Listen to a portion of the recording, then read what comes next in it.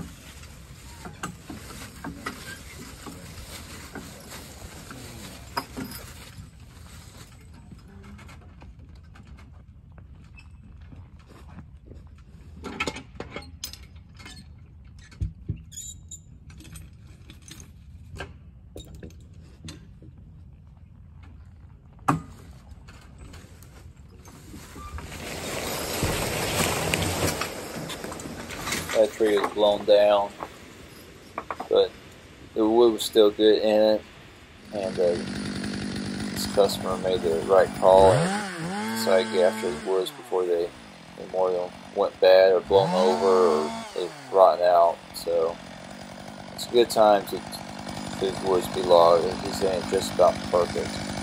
Right there I cut down a little hickory sapling because there's a radio sapling next to it. I wanted the radio to come back on that hickory.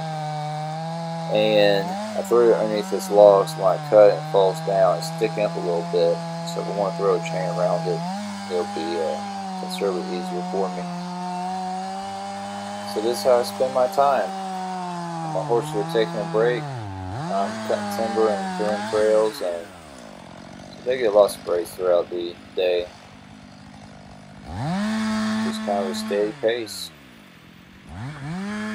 preferably. Real life is never perfect.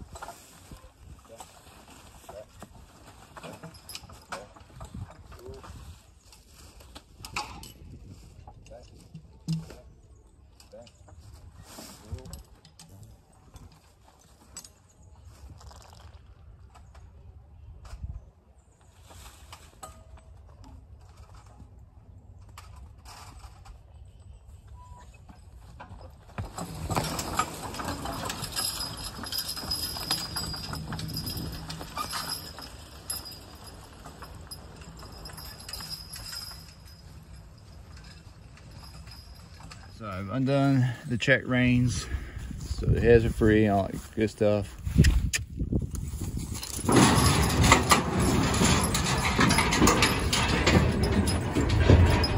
I grab, we use these long leather lines. I just loop it through here. Keeps it up out of the way. Now I don't do this with a young horse. I don't do the reins and everything with a young horse. This horse has been trailing so much day in and day out, it's not even funny. I've had people, of course, show concern over me hook them up with a bit. But this is a bungee rope. This has a lot of flex to it.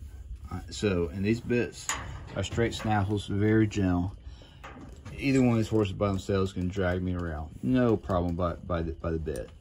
So they're very gentle bits, and with this bungee rope, I mean, they got, you know, it's not abuse tone whatsoever. And I don't do young horses that way because you don't know what will happen with a, you know, young team or whatever. These guys get trailers so much, they know what's going on. You know, it might be a year of trailing them, you know, work on before I do that maybe, but it all depends on the horse.